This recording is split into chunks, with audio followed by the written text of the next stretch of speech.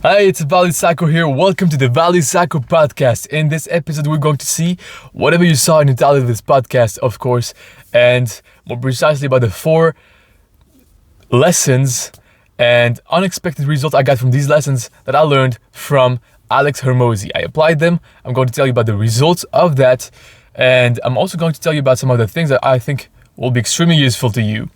Especially if you're an entrepreneur, or if you want to grow in your life, you want to achieve your goals and dreams, you want to become free and successful. Because if you're new here, my name is David Goggins. I'm the founder of alreadygrowth.com, and here I just do that. I document what I learn to help you become truly free and successful and have a great life, live an awesome life, and have as big an impact as possible to make the world a better place. I think this is what I want, and so if you want that as well, this is going to be tremendously useful to you, and you're going to learn here how to solve your problems and achieve your goals easily, how to become the person you need to be to achieve your goals, and what Phil Knight, the founder of Nike, did to get into the flow state and have great ideas, and also know how to solve his problems, how he led and motivated his team to success, especially when they were shutting down. They were really close to shutting down and they were in trouble. They had a big case,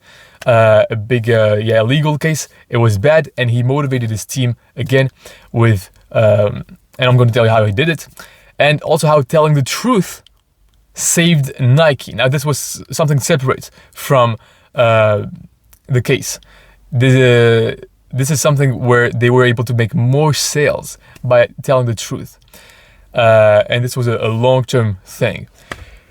And how I realized the power of accountability and not being alone. Thanks to the training camp I was in with David Goggins, looking at me in the back, in my back, right? And this was an experience. And the 3 powerful words to stop getting distracted: procrastinating, or prevent you from quitting. These 3 words will prevent you from quitting when you feel like quitting, when you feel like it's time to give up. If you just use these 3 simple words, it's going to prevent you from doing this. And it's going to prevent you also from getting distracted and procrastinating. So if any of this interests you, hey, listen up, because this is exactly where you are supposed to be from. This is exactly where you're supposed to be. If you're new here, just subscribe. Because if you see all what I talk about here and this interests you, this is going to be tremendously useful to you. And I think that you clicked on this video for a reason, and it might be tremendously useful to you to subscribe. Now, let's get into it. So, I listened to a bunch of podcasts this week, and some of them of Alex Hormozi. One of them was on the Lewis Howes show, the School of Greatness, right? And I think on one of them, he talked about character traits being multiple smaller skill sets. And this is what you need to, once I got this, I was like, okay, I can basically learn anything, right? This is another confirmation to tell you, okay, you can basically, to achieve your goals, to achieve anything, to solve any problem, you can just deconstruct it into multiple things. A character trait, he was saying, for example, someone being charismatic.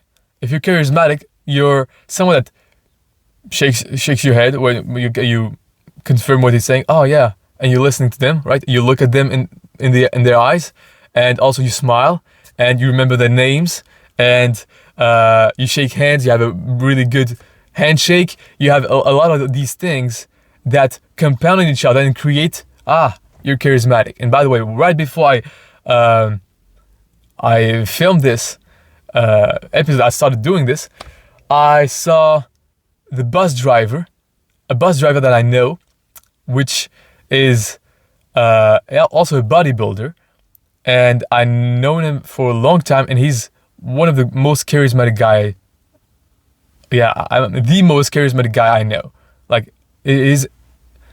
I want his approval, literally, honestly. When I see him, I notice myself just feeling like, okay, I want to be good enough. I want him to respect me, right? I want to earn his respect, because he's just so awesome to be around. He's charismatic. He's got a big jaw.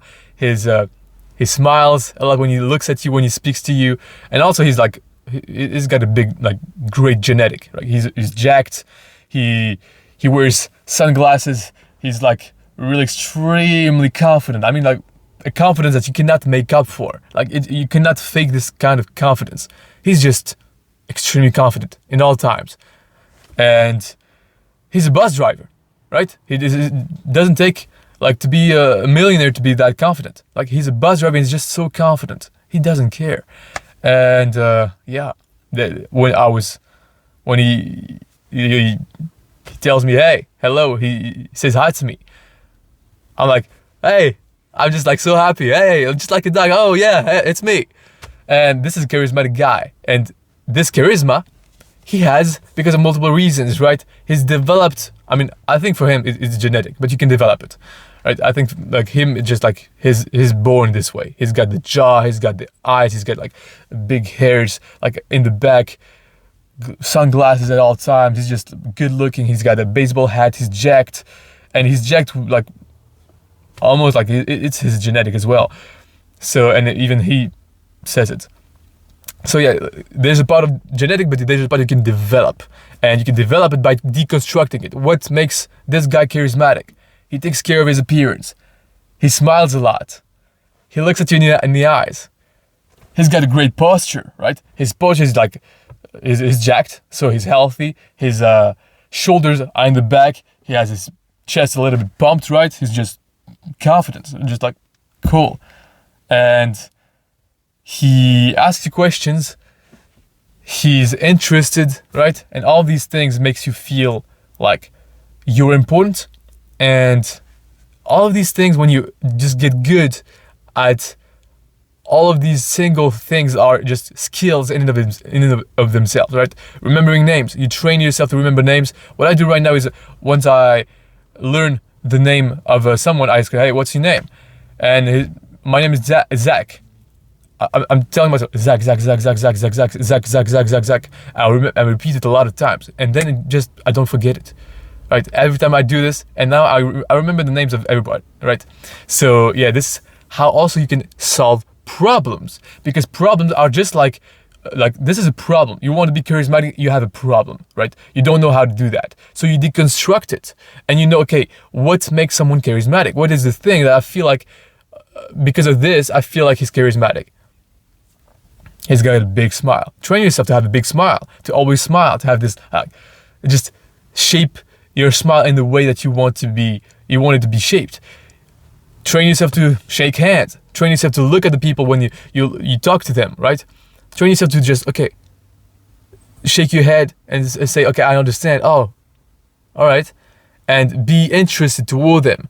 And train yourself to have a good posture, right? You can train this literally at the gym. And all these skills, you make up for them. And then just, once you have a certain level of them, you have a high level of charisma, right? And so for problems, it's the same thing. Problems, if you have a big problem, which is, in one of his episodes, Alex Hormozi was saying, like, what problems are you trying to solve? So in business, every action that you're making is supposed to solve a problem, right?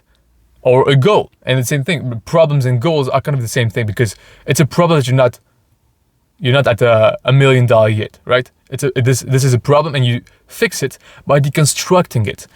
And he tells you that every goal that you have in the company, everything that you do, should either help you get more customers, make them worth more, or increase enterprise value. And I was thinking also that they should free up your time so that you can put your time on more important things. But this is actually the same thing as increasing enterprise value, because when you want to build a team, for example, to free up your time, you increase the value of the company. So it's kind of like related as well. And I was thinking of this after that. Bottlenecks. Like, what are the bottlenecks right now that prevent you from achieving your goal? And what is it precisely? So you might say, I'm not getting enough clients. Okay, why is that? Deconstruct it. How do you get clients? Okay, so at first I send connection requests on LinkedIn, and then I send them a message about our offer, and then I get them on a call, and then I on the call, I get them to become clients. Okay, so now you know you deconstructed the path to become a client, to have a client, right? And so what is right now the thing that is not allowing you to have a client? So maybe you have enough, you don't have enough calls, right? But why do you not have enough calls? Because I don't have enough interested people. Why don't you have enough interested people to book a call with you? Because you don't have enough people. You don't have enough leads, right? Why don't you have enough leads? Because maybe not enough people accept your connection requests on LinkedIn. Why don't people accept your connection requests on LinkedIn? Now you see, my profile is not optimized. My connection request is not personalized enough, right? I'm not just sending enough of them, right? To be able to have a lot of them accepted. And so this way you got to the root cause, to the one thing that you need to, like, this is the one bottleneck. This is the one thing that if you just solve, you can get to the next one, right? And the next one, it might not even have to be another bottleneck. You might just solve your problem, but sometimes, for example, you solve the connection request acceptance rate, right? Acceptance rate of your connection request. So you have, for example, you sent 100 requests before, you got 5 accepted. Now you have solved this and you have 50 people accepted. And now it might be not 50, maybe it will be 20, 30, I don't know. But now you get this, out of these 30 people, how many people are become interested? And so maybe this is now they don't get enough interest because your offer is not good enough, right? So you need to change your offer. But you might think it's your offer. If you don't deconstruct it like this, you might think, actually, I need to change my offer, when in fact you just sent your offer to 10 people, right? And you don't have enough data to back up the hypothesis that the problem that you have is coming from your offer. Because if you really dig deeper and you ask yourself why a lot of times to solve the problem, you figure, okay, I'm just not getting enough people accepting my request, right? And so you solve this problem first. Once this is solved, you can see what is the next thing that blocks you from achieving a goal. Now you can think of this in your situation. What is it that right now blocks you? And I was thinking of bottlenecks not only in business but in life. I was thinking when I was a kid, I had different problems. So every time you solve a problem, you get to another one. And this is life. This is life, this is business. And if you want to grow at least. And so when I was a kid, I was scared. I was shy, scared. And because of this, I was always at home. I was really scared. And why is this? It's because I was weak. I was constantly just watching television or playing video games. This is what I was doing, and I was in comfort, right? And so I was becoming weak and weaker. And when I was in school, I was confronted with things that made me scared. I was, kids were mean to me. Not all of them, but there were some kids that were just like would hit me. I was like in a bad neighborhood as well, so kids like play and they play really hard, and sometimes they just play and they hit each other like pretty bad. So like if now I was going to see that right now as an adult, I see kids like this playing, I wouldn't think of it like too much. I was like, oh, these kids are like playing hard, right? And they hit each other and everything, right? But when you're a kid, it's just like it seems a lot more real, right? It feels a lot harder. Anyway, and so I was the problem here is I was too weak, and so once I solved this problem, because I was like at one point I was done, right? And so I solved this problem, I got the next problem, and so the way I solved it is I decided to become strong. I realized I was weak. I faced the truth. I mean, like, kids are playing with me and they hurt me. They just like, I was done. And so I started doing push-ups every single day. At one point I got to 99 push-ups when I was a kid. I was like, I think I got to 99 push-ups when I was like 12 years old, right? And I never got to 100. I remember this because I was like pissed. I was like, I could have gotten to 100, but I just couldn't do that last rep. Anyway, and I started doing this. I started to become stronger, and then I became more confident because I was less weak, and so people played less with me, right? They didn't mess up with me anymore. And after that came another thing, right? And another thing was that I don't remember really, but like, I solved this problem. So I become stronger. I became more confident. Now I had new possibilities, right? Now I could, talk to people and be confident and laugh. And then the next problem came in is that I was pretending to be something, like I was having a really strong surface and I was angry. Like I was constantly angry. My friends, when they saw me in the street, would like be, "What's up, Ivaldi? Why are you so angry?" I was like, "Oh, I'm not angry." And well, your face says otherwise. And indeed, it's because I created this new person that I did push-ups, I became stronger, and I was like angry. So people don't mess with me anymore. And so I created another problem. And so now I needed to solve this new problem to be able to have better relationships, to be open to new people, right? And so all that to say that you need to figure out, okay, what's my bottleneck right now?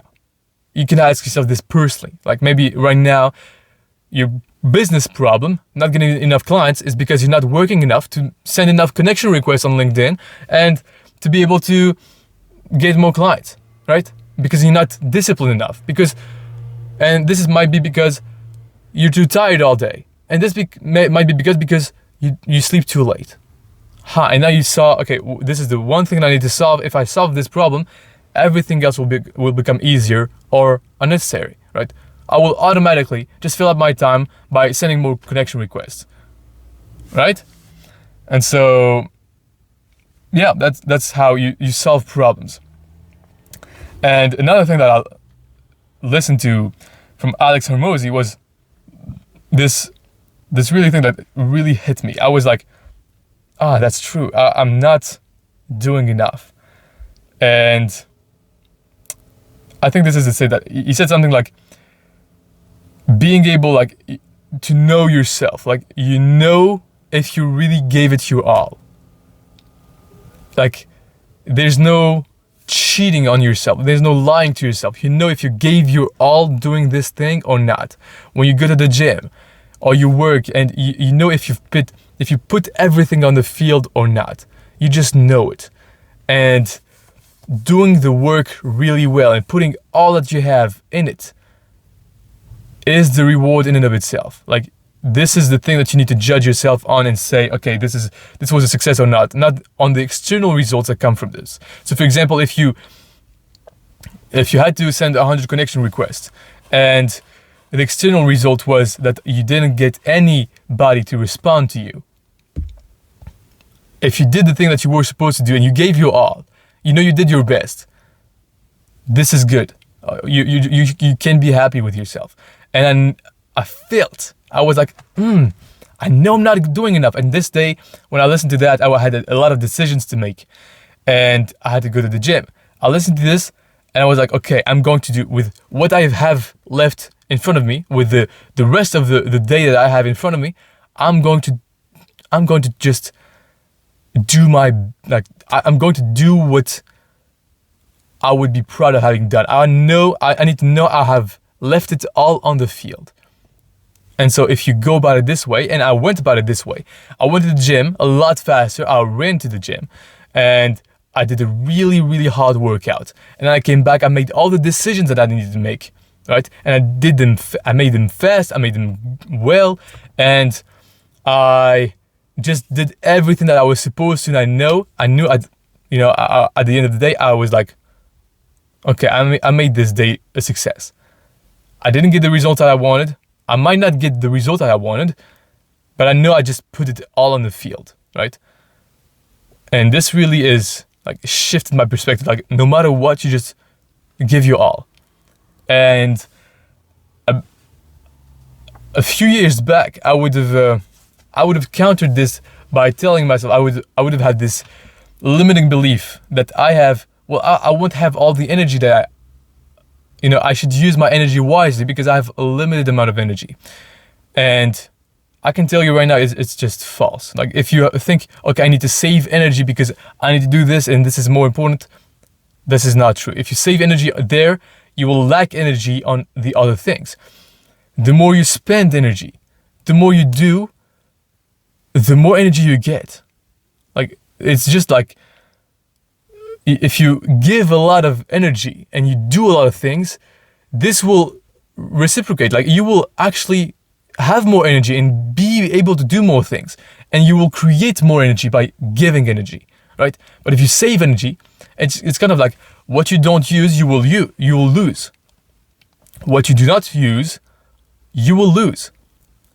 If you stop using your energy, you will start losing your energy. But if you start using it, if you start really giving all your energy, you will start getting even more energy. And so, give you all, like, let it all on the field. Like, just make it a competition, make it try to break your record, right? Try to give you all and know you've done everything you could. And this knowledge, this awareness, like, okay, you're proud of yourself. And this is the ultimate goal, I think. Like, if you did something and you're proud of yourself, no matter what the external results may say, you did your best. You did your actual best. Not, I guess I'm going to do my best, right? Just do your actual, like, give your all. And it's, I think this changes a lot of things. At least it did for me. So, the fourth thing that I took from Alex Hormozi, and they were saying this because I was listening to this and it hit me because I was actually going through this at the same time. And so I was doing a lot of work and not seeing the results. And I was like getting like impatient. And he said something like this at the end of one of his podcasts on Spotify. I listened to this, and at the very end, he said this last sentence in the episode just cut, right? And he said this: being able to continue to do without seeing the result of your doing. You must be able to continue to do without seeing the result of your doing. And I was like, all right, I guess it's just like, I'm just going to keep doing what I'm doing. I'm just going to keep giving my all without receiving the reward, right? I do something, I don't see the result of it, but I just keep doing it. And this kind of like, this is faith. Like, you just have faith in the fact that at one point you will figure it out. At one point you will get the result. At one point it will happen. You just need to keep doing it. And this was extremely useful to me. Now, I also read Phil Knight Shoe Dog this week. I mean, I've been reading it for more than that, but this week I've learned a few things from him. And basically, at one point, Phil Knight, he's in Japan. And he's in one of his new factories that he needs to produce shoes from. And before going there, he had to come up with a name for his new shoe. And he had a lot of trouble. He and his team had a lot of trouble coming up with a name, and they were like saying names left and right. They were just all bad names, animal names, and he just like couldn't decide. Like he was like, I don't know, like this is a big problem. I don't know what name to give this new shoe. And at one point, one of his friends in his dream had the idea to give the name of Nike, and this was actually how he named it, Nike. And he decided to go with it without even really like thinking it was so great. But it was Nike, like the goddess of Athena, the goddess of victory, right? Of Athena, and I think her name was Nike, like Nikkei. I think this is how it's pronounced. And anyway, he found the name of Nike, and then he went to Japan, and he needed to come up, at one point he was in the factory, and he needed to come up with 6 other names. And he didn't know how to do that. But the whole entire day before, like, it was at night, and he was in this factory alone in the dark, in a big giant factory, and he had to come up with 6 names. Now, before that, the entire day, what he did was that he was in Tokyo, and he spent all day walking around the city. He drank Sapporo, I think. It's like a Japanese thing. I'm not sure about the name. And he ate yakitori, and he walked in the garden, right? With the Meiji Gardens, I think. It's like the Japanese, like, famous garden. And he walked there. He just sat by the Torii gate, right? The big gate. He sat there and he was like having this almost like chill, relaxed day. And then he went to the factory. He needed to come up with the 6 names, and he was like, okay, how am I going to do this? Now, right now I'm alone. I had a team and I couldn't do it without my team. And now I'm alone, and I need to decide right now, real quick, on those 6 names of the 6 different shoes. And he started coming up with one name, then the other. And he was like, oh my God, these are great. And he just did all of them in 30 minutes. He just got all the ideas. And he realized this was flow. I was in flow right now. And he had this like great imagination, these great ideas coming to them. And he had no problem having just to come up with that, when before he was really stuck. And now, what was the difference? The difference was that before he was in the same environment that he was in usually. Before he was like pressured, and he was hustling, and he was doing a lot of things and trying to just make this happen. But now in Tokyo, he was in another country. He was all day relaxing. He was walking on the city, wandering. He didn't have much to do. He was in nature, in the garden. He was just chilling by natural place. And I really believe that nature and letting yourself wander and just sit down and almost get bored, but not really be bored because you're enjoying nature, right? And doing this is what allows you to have inspiration. This is what allows you to have great ideas and to almost let your brain work, like in your subconscious, work on the problems that you have. And once you do this, you start coming up with great ideas. And you are much more able to get into flow. And so if you want to do the same, well, you can. You can just start chilling. Stop trying to make the thing happen and just think of it. Try to solve it. Okay, you have something that blocks you. Go take a walk in nature. Go do something like just relax and not have your phone on you, not just have distractions. Just let yourself wander. Let yourself and your mind wander and have the ability to get bored and not do anything, right? Look up. Look through the window. See great environments. And I really think that big environments, right, when you're not just constrained in a like small space, when you're just like open, you have a big view in front of you, right? These things foster creativity. And so yeah, when you have creativity like this, you can solve your problems. And you can solve your problems, you can get better ideas. And with these ideas, you can have a better life, achieve your goals. Now, the next thing, at one point, they were on a bad, a Phil Knight and Nike were in a bad suitcase. And this was with his former factory that were suing them because they were, or maybe, no, I think it was Nike suing the big factory that was trying to cut them off or something like this and cut their deal with them when they had a contract.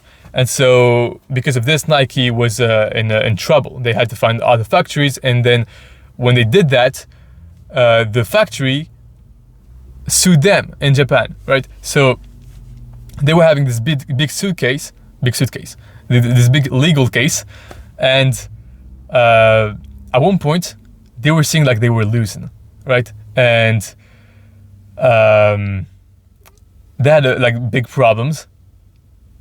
And at one point they were like reunited, like all the team of the 30 people of Nike. And he saw his friend, which was always energized. I think it was Johnson. Always energized, always had a smile and confidence. At this moment, he was talking to them. He was telling them how the situation was and how it was really bad. Then his friend, like he saw his friend like lose hope. He saw him give up in his face. Like he's like he didn't smile anymore. He had lower energy. He's just like started to just be down. And when he saw that, he realized that a lot of other people were starting to be like him. And so at this point, he started saying to them, yes, we're in this bad situation, but we've got them right where we want them, right? And he said that because this was the truth. This was a shifting of, this was a reframing of the situation, right? And he reframed the situation to keep the morale up. And he was saying, we've got them right where we want them, and we're going to see this case through, and we're going to do what we need to do to be able to make this come like to fruition, to be able to solve this problem and come out of the other side as winners. And it didn't say this exactly, of course, but this was he re-energized his team. He motivated them, and he put in them like belief. And so after that, they were all starting like to be re-energized and to get again hope, right? Because they had lost any hope. And so this is the role of the leader. When you're a leader, you need to reframe things to make things be positive and to give people something to fight for. Because if your people believe they have lost the war, it's done, right? And Phil Knight actually just speaks about business just like he speaks of war. He read a lot of books about war, and I found a lot of similarities as well. I've made the episodes on the war of art and how you can really assimilate like a lot of things that are in the same things that are in war, you can have in business. And so this was a really, really useful insight to see how he motivated his troops again. Now, at one point, they were also down in sales and they had big trouble, and they came up with Nike, but the Nike shoe was not great because they were doing them with another factory. And so they had a lot of, they were scared of not sell anything. And at one point, they were in a track competition, and a big reunion of people that use these track shoes, and there were salesmen there of shoes that came and saw the new Nike shoes. What they did was that they saw the shoes, they just what was this? Then Phil told them what these were, and it was the first time they had the swoosh, right? The Nike logo. It was the first time, and he told them what this represented. He told them the story about why Nike, right? It's the goddess of victory. Nike is the goddess of Athena, the goddess of victory, and the swoosh is the sound that of the air when you move. When you win against your competition, something like this. I don't remember quite what exactly this was, but he gave the meaning. He gave the story of why they were like this. this was useful. They were like, oh, okay. But they looked at it and it was not a great shoe, right? It was not greatly made, especially like the ones that they did before with the previous factory. But the thing that saved them is because they believed in it and they told the truth before. And what the salesman told them, like the salesman started to buy these shoes. And the Johnson, the teammate of Phil Knight, told him like he was obsessed by shoes as well. And he was like saying, why are you guys buying these shoes? They're not great. They just like, they have so many flaws and everything. And the salesman answered them, well, listen, we believe in Blue Ribbon. And Blue Ribbon was the name of the company of Nike before it became Nike, right? It was Blue Ribbon. And we believe in Blue Ribbon. We believe you guys. Every time you just came straight and you just told the truth. And so we believe you. If you say it's worth getting behind this shoe, we believe you.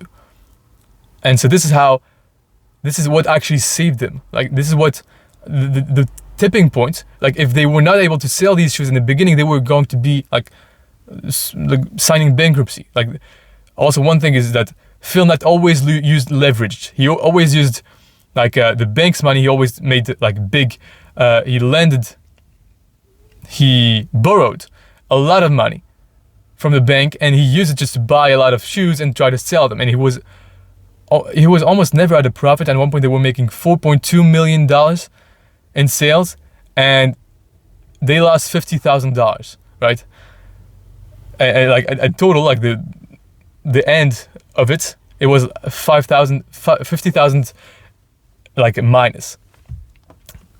And so this was a big deal, and it saved them that they were always telling the truth before. It saved them that they were always honest, and they were really trying to do something great. They really were passionate about their shoes and trying to make them into something great, and this served them in the long run, right? So this is how telling the truth will, like, most of the time, like, it will just, all the time, I think, is just the best thing to do. I was listening to an audiobook, like, I think 2 years ago, about how telling the truth is always the thing that you need to do. And when you run from the truth, at one point, you just prevent yourself from living your true self and living a life where you can actually improve, because you're just hiding. And when you hide something, you prevent yourself from actually growing. Like, for example, this is the point that I'm going to get on next, which is talking to people and having someone you respect or that you want to keep in a high esteem around you. Like, have someone like the guy I told you, the bus driver, right?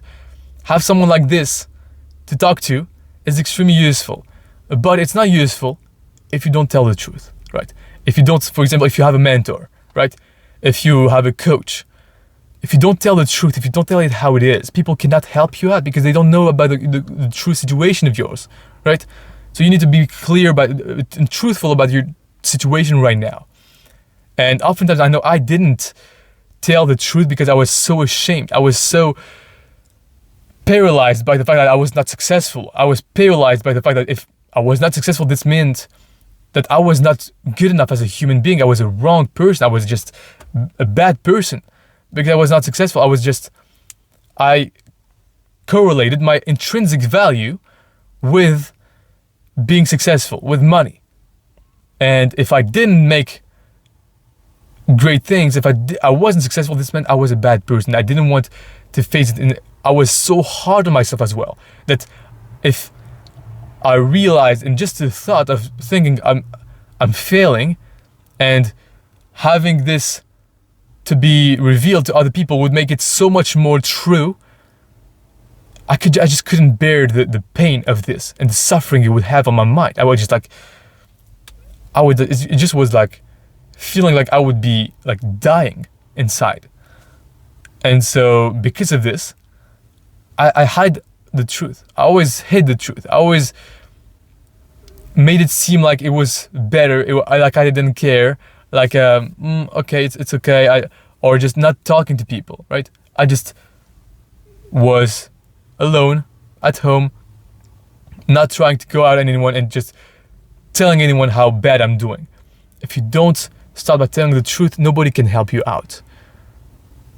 And I need, like, if you're right now listening to me right now, up until, like, you're one of the few people that are listening up until now, this might serve you. Like, are you telling the truth? The whole entire truth? Are you just looking at your situation like it is? And be willing, like, just, are you willing to tell it how it is to other people so that they can help you out? Put yourself in a group or something like this. I didn't do this, and I think I'm going to start doing this as well right now, because I've been alone, and you don't receive feedback when you're alone, right? You don't have other people's perspective on what you should do. And sometimes you also think that you know more about your specific situation, that you're special, right? Everybody thinks he's special. I did. I think I am still. And yeah, maybe I'm not. But you think this, and you think that people's advice it doesn't apply to me, right? Because I'm in this situation, this doesn't apply to me. So I would buy courses to learn how to do something, and then I will think, oh, okay, I've learned this. Okay, now I know all about what I need to do next, right? Now I know how to figure it out, how to figure it out on my own. And so I would prevent myself from learning and actually just doing the thing that was actually the best thing to do. Someone knew better than me, and I didn't apply his advice because I was thinking I know better. Or maybe this doesn't apply to my situation. And this is all like layers of protections or your ego getting in the way. So maybe you can ask yourself, okay, who can I have around me that will keep me accountable? Who in my life, just like this bus driver, this charismatic bus driver, I was like, I want to get his approval, right? If I tell him the truth and my business is not as successful as I would have wanted to be, I need to tell how it is. Especially when you talk to people that can actually help you out. If you talk to someone that is more successful than you, oftentimes I know I would try to seem a lot more successful than I was, and like I had no problems, just to, not have the pain, not be ashamed of not being that successful, and also because I would be scared that they would look at me like with just think I was less worthy, right? Think I was less than them, and I would want to just raise to them, and so I would like act like I have no problem. But if you actually just say the truth and where you are currently, they might be able to help you out, right? And so if they know nothing about you, they cannot help you out. If you don't know the truth about your situation, even if you try to ask them for questions. I know I did this when I was one of the first networking group I got in. I was saying, okay, well, asking questions, but like not telling the whole entire truth, right, of my situation. So since I didn't give them the entire truth, the advice they gave me, I just didn't take that as something important, because I knew it would not apply totally to my situation, because I didn't tell them about the situation. And so, yeah, the truth, man, the truth. That's insanely important. Having someone around you to keep you accountable. And let me tell you something, because right now you're one of the few people listening up until now. Oh, I was so scared it didn't record all this time, because there was an alarm on my phone. I'm recording on my phone here, and I was, oh my God, this didn't record all this time. So it did, and you're still here for a reason. And maybe you need to apply some of the things that I talked about in this episode. And now I'm going to give you the 3, but before that, one thing about the thing about accountability. I recently commented on a video of Tai Lopez, and this guy is a successful guy that I knew since I was like starting into personal development, and I think 2016 I started hearing about him, and I know the guy is successful. I like the guy, and I commented on one of his shorts, and he answered back to me, and I was like, okay, I'm not sure if it's him or someone of his team, but I feel like it could be him, because he did it fast, and he did it in a way that it was like, I saw him talking. Now it might be someone of his team, but I was like, okay, what if it's not? It's actually him.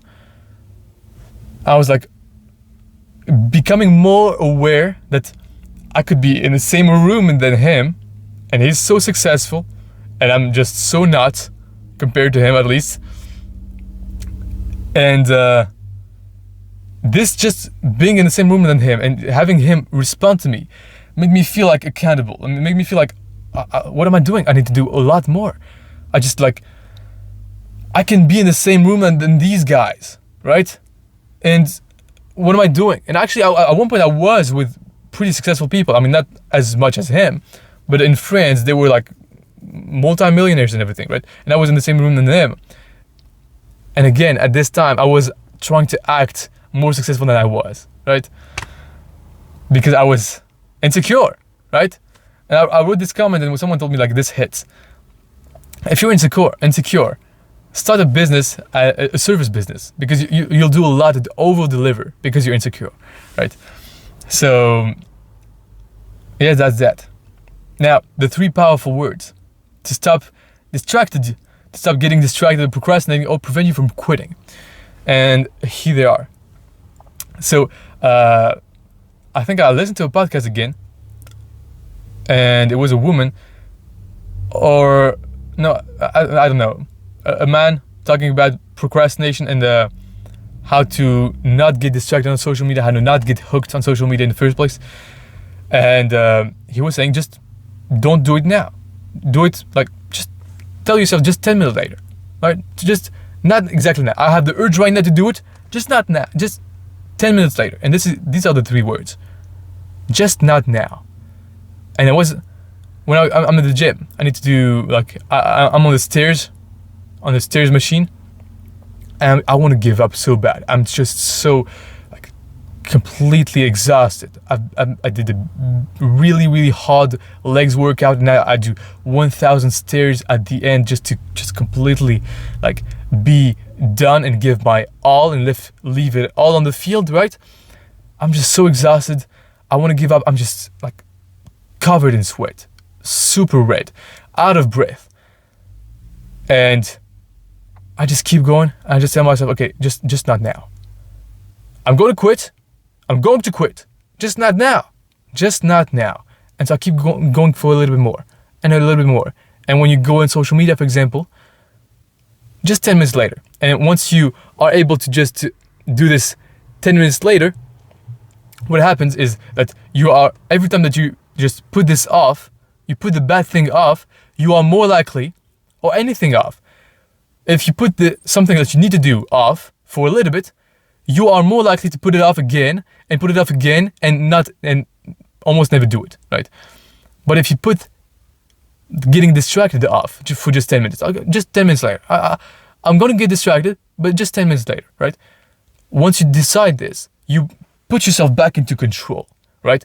You don't succumb to the urge immediately. And so what this does is that it puts you, like, in this coherence bias. Like, you need to act in coherence with your previous behavior. So if you just, you feel like inherently, like, I was able to put it off for 10 minutes, like, it's not me. I don't get distracted. If I put it off for 10 minutes, I can put it off for again 10 minutes, and then again 10 minutes. And then it becomes a positive loop that you are in. And the same way, when you feel like quitting, when you feel like I need to stop doing this, or maybe this is not worth it, you just tell yourself, okay, just not now. I'm gonna quit, just not now. Just not now. Just let's do another day, right? Just let's do another week. Just not now.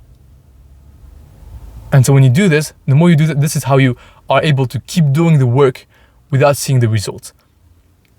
And so if you do this, I think you have a bright future, and hopefully this episode served you. If it did, and you think it would help someone else, share it with them. I think it will be extremely useful and really kind of yourself to do that for them, to help them as well. And if you liked it, like, and if you want to see more, subscribe. And I'll see you next